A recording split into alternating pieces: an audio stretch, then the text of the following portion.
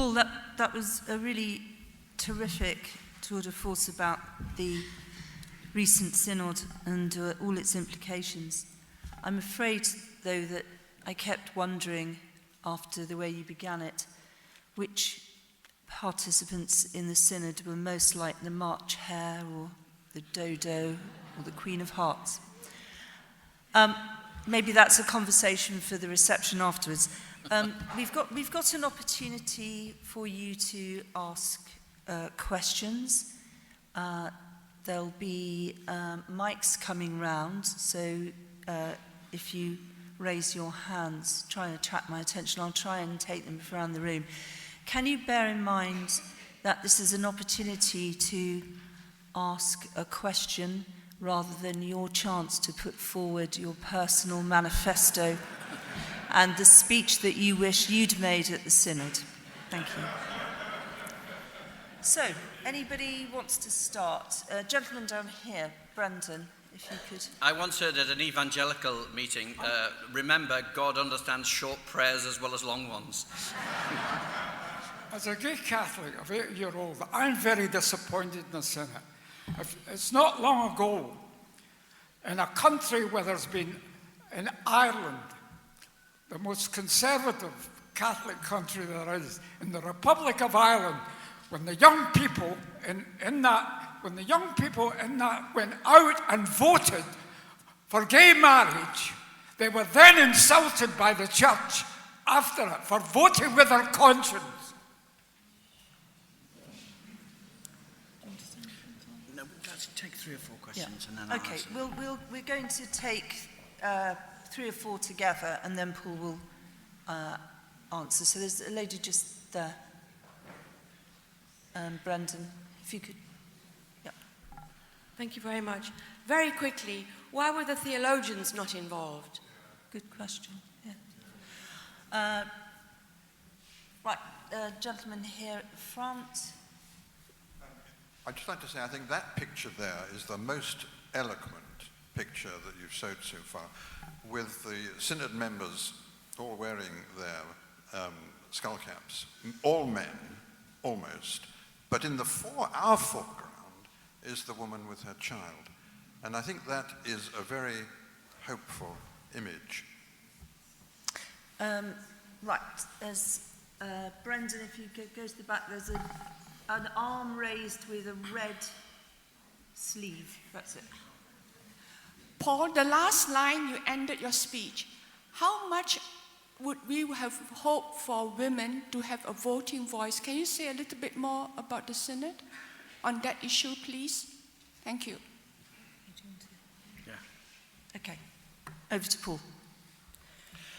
Well, you'll have gathered from what I've said so far that I'm not an apologist for the church, and my book on Francis is a warts and all portrait. But I do have to stick up for the bishops in Ireland. I thought that they were unusually sensitive after the gay marriage vote, and they said there is something here that we have to learn from this vote. And they didn't hector the.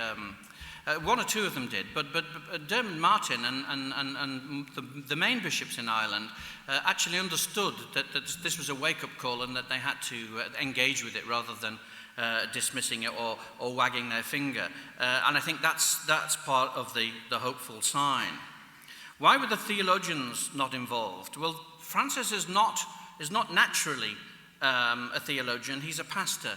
And I think he's probably got the kind of blindness that the church has had in its relations with its theologians over the past 2 decades. Theologians have been seen almost as the enemy by the church, who's felt that they are somehow a centre of alternative authority or a challenge, rather than a group of people who can assist with the development of the faith. And one would hope that the next synod will be changed in so many ways. And the input of theologians is absolutely key, if you look at church history, to dialogue with bishops in councils. Theologians were always at councils. And if you look at the Second Vatican Council, where Ratzinger was Peritus, the young theologians shaped a lot of the thinking. And it's a source of huge sadness that the church has been impoverished in this way over the past 2 decades by that happening. Equally, the role of women, I mean, one of the most interesting questions at one of the press conferences at the Synod came from Tom Rees, the Jesuit, who asked one of the brothers who was male religious, who was a voting member of the Synod, and that was Francis extending the franchise, as it were, having people who are not ordained. And he said to him, what's the basis of you being a member of this Synod? You're not ordained, so why are female religious not here on that basis? It can only be because it's not about ordination, because you're here, so it's obviously about gender, isn't it? To which the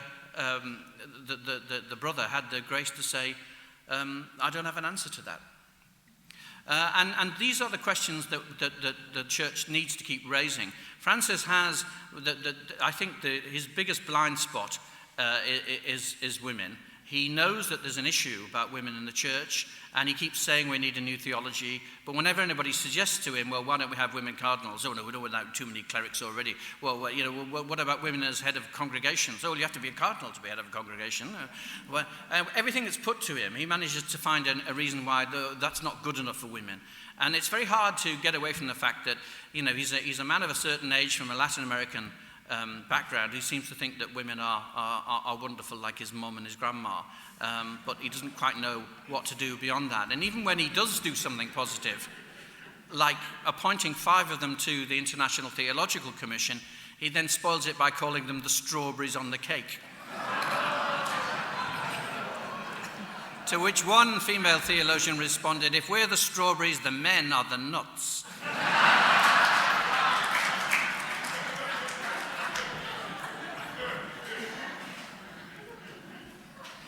Right, 3 or 4 more?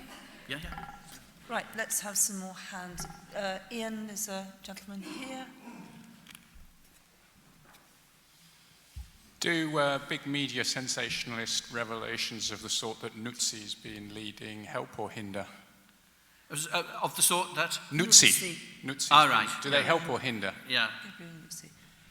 Right, we've got Brendan, we've got a hand sort of towards the middle.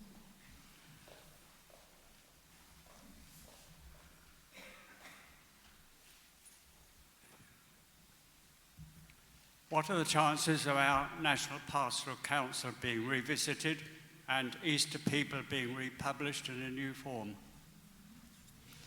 Is what being republished in new form? Liverpool, right, yeah. Yes, Brendan, if you could take the mic to that person. Yeah, this is an unfair question, Paul, but I'm going to ask it. Meanwhile, as people are waiting for this body to make decisions, they cannot put their lives on standby. So we have to be adult, which I think Vatican II is asking us to be. I remember being at the bedside of a woman who was dying, and her dilemma that she loved a man and couldn't marry in church for different reasons. And she had, it seemed to me, sacrificed an awful lot, putting her life on standby while waiting a decision from the church. And so many people cannot afford to put their lives on standby for decades. So this is the unfair question. Meanwhile, what do the people of God do with their complex situations? Yeah, one more, yeah. Right, one more in this batch. There's a gentleman up here.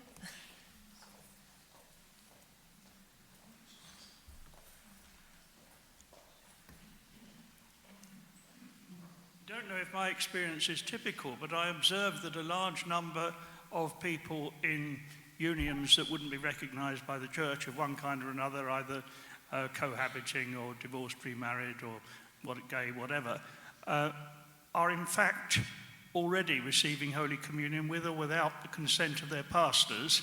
And in my experience, which of course is suburban London, they seem to outnumber the people who are in irregular unions who abstain. And I wonder if there was any discussion of this phenomenon in the Synod, any awareness that people weren't all waiting with bated breath for their decision? The outnumbering question is a very good one. I was in America recently to promote the book, and I discovered that the second biggest church, if you could be called a church, the second biggest denomination in the United States after Catholics would be lapsed Catholics.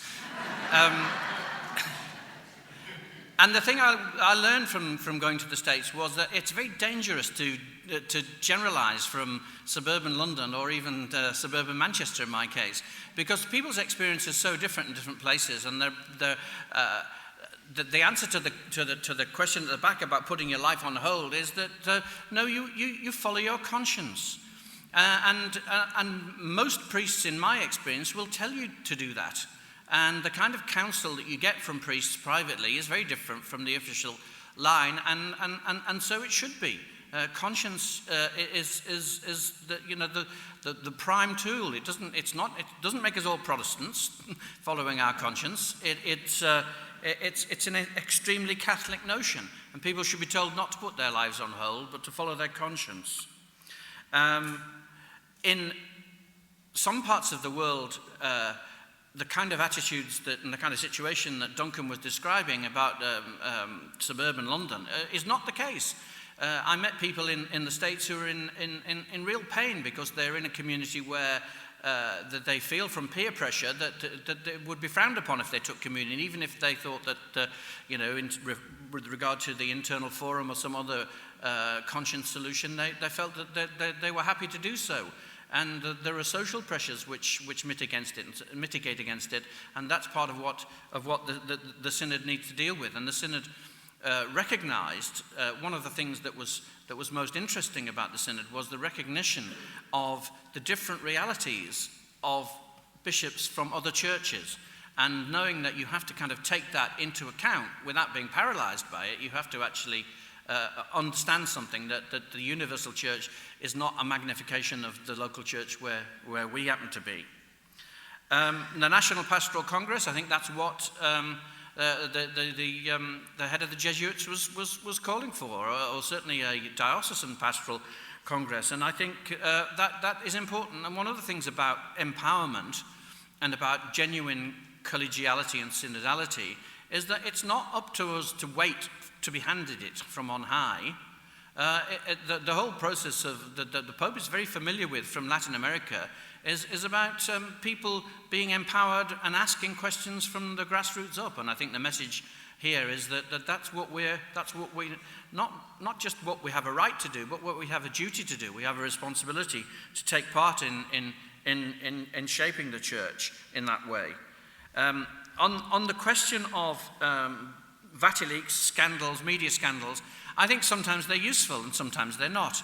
I mean, there's a big difference between Vallely 1, where the Pope's butler leaked all those documents. I think quite rightly he leaked them because he felt that Benedict was being circumvented and treated with contempt by the Curia, and he wanted that to be out there. I think he leaked that for entirely the right reasons, and I think the journalists who published it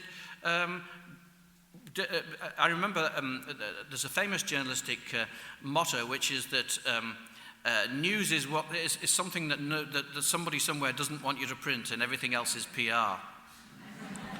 And the Curia didn't want that printed, and it did a service to the church that it was printed. Vallely 2, Nuzzi's book, I think is the opposite. He's uncovered a lot of stuff which he actually didn't uncover at all. He just pinched the files of what the Pope's financial reformers had uncovered, most of which was being addressed already, most of which was from 2012 or earlier, and he presented it, and the media then presented it, because the media are pretty uncritical about these things, and all they want is the juiciest headline. And that was presented as though this is, nothing has changed, it's all the same in the Vatican, Pope Francis' era is the same. And the chronology was entirely inverted. The fact is that most of the things that in the Nuzzi book are there because the Pope has found out about them and is addressing them. So I think that kind of leak is journalistically irresponsible, but, sells books. Yeah, yeah. Okay, some other questions. Brendan, just down here. There's appeared to be a few around here. Hi, Paul. You say the Synod on the family was nothing to do with family, really. It was about process. But at last, some of us thought that our church was going to concern itself with the evil of poverty and violence, domestic abuse, all these things that come into family and child marriage. I mean, if we got the fifth of the church in Africa, is there no way we can attend to this evil? And then, of course, trafficking and,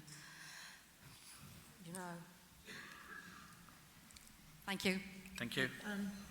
Brendan, just a couple of rows behind.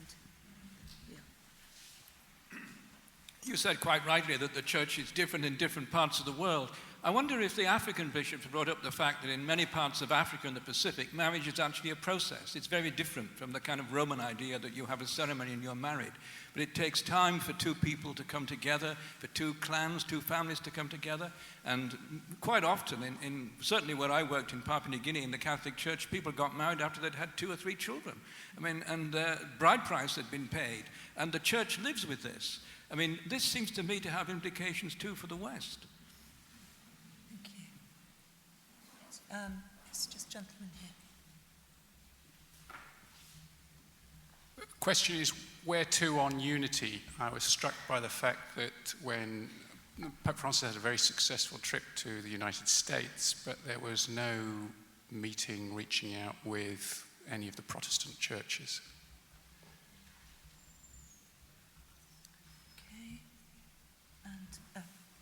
Just over here, Brandon. Yes, Simon. Paul, can you tell us how many of the Roman Catholic dioceses in England and Wales have established pastoral councils, and what you see the immediate future being in this area? How many pastoral councils? I've no idea. And there you are. A man with an answer to his own question. 4. Well, the answer is that it's up to Catholics on the ground to say why not. The Dutch canon lawyer that I quoted told a very interesting story at the Tablet conference about how a new bishop had said to her, I don't need a pastoral council. It says in canon law that I can have one, but I don't have to have one, so I'm not going to have one. And she said to him, which bits of being a bishop do you enjoy? Do you enjoy confirmation? And he said, yes, I very much enjoy confirming people. And she said, when you confirm people, do you think that the Holy Spirit enters into them? Oh, yes, I definitely believe that. Well, if the Holy Spirit enters into them and the Holy Spirit is working through them and the Holy Spirit has something to communicate to you through them, how are you going to do that if you don't have a vehicle or a mechanism for that? And several years later, she met him again, and he said that answer had changed his approach, and he had a pastoral council, and it had changed the way that he was a bishop. So it's up to us to make cogent arguments, as she did, for why the things that bishops and priests think they don't need are things that they actually do need. So that's the answer to that. On unity, Pope Francis has done huge amounts of work in his relations with other faiths and other denominations. One of the talks I did when I was in America was at an evangelical Protestant college where 700 people turned up to hear about the Pope. The Pope is more popular amongst non-Catholics than he is amongst Catholics, seems to me. And a lot of the Pentecostalists really love him. The Eastern Rite Christians love him. The Orthodox love him. The Orthodox Patriarch was the first patriarch for 1,000 years to go to a papal installation because of Francis. He's got fantastic relations with other Christian denominations, and as we know, with the Jewish and Muslim communities in Argentina, and he's spreading that out. His trip to the Holy Land and so forth. So, I mean, he just can't do everything all at once. And I think his agenda in America was to speak to the fact that here was the Pope of the Poor going to the world's richest nation and talking about some of the issues that Lala mentioned about poverty, about climate change, the things that the rich are blind to, which affect the poor, and looking at the world from the bottom up, the first Pope from the developing world, the first Pope from the global south. And so those kind of issues were at the top of his agenda. He wanted to talk about culture wars and how American bishops had been banging on about the wrong things and needed to change their tone. He had a whole list of things. He wanted to go to the UN and talk about climate change in the international community. He wanted to go and visit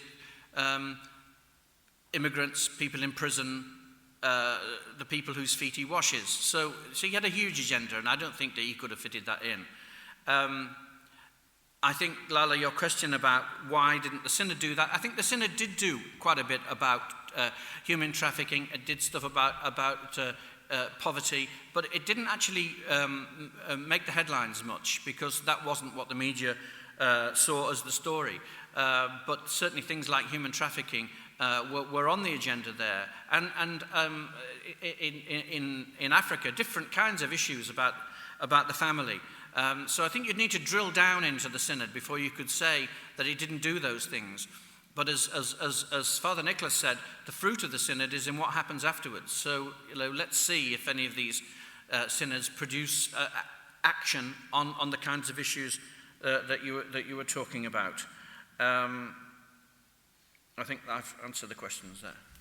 Just a couple more, do you want to finish? Yeah, no, I'm happy. Okay, well, next the last one. Okay, we'll have a final round if anybody's got any more questions, or are you all exhausted and want a glass of wine? No, it looks like you're all gagging for a drink. Paul, I'd like to thank you again for a really tremendous lecture. Thank you very much. And also thank you to everybody who's come along. You're now very welcome to join us for a reception. And of course, Paul will be signing copies of his biography of Pope Francis, but I should warn you that a copy of the book was not included in your ticket price. So you need to dig deep into your wallets. Thank you everybody very much.